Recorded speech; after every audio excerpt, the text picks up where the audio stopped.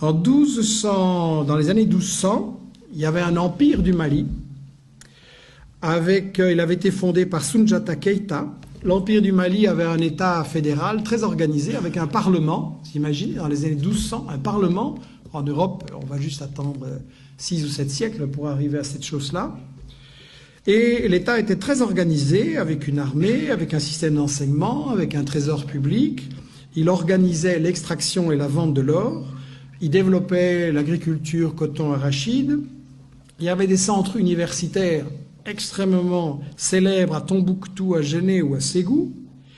Et un des successeurs de Keïta, Boubacar II, 2 siècles avant Christophe Colomb, a lancé 2 expéditions maritimes pour découvrir l'Amérique. Donc, pour des gens qui ne sont jamais entrés dans l'histoire, c'est pas mal. Et en fait, ce qui est intéressant, c'est que donc, il y avait toute une économie en Afrique et au Mali.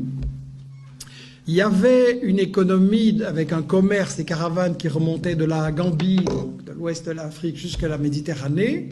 C'était effectivement contrôlé, organisé par les Touaregs. C'était un commerce extrêmement prospère. Et quand le colonisateur français est arrivé là, intéressé par les matières premières, qu'est-ce qu'il a fait? Il a totalement disloqué, brisé ce commerce. Pour gérer le commerce et l'économie, il a importé des Libanais et des Grecs.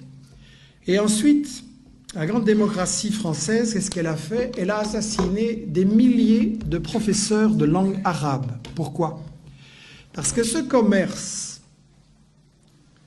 entre toutes ces régions et tous ces pays, quand vous faites du commerce, vous avez besoin d'une langue que tout le monde comprend.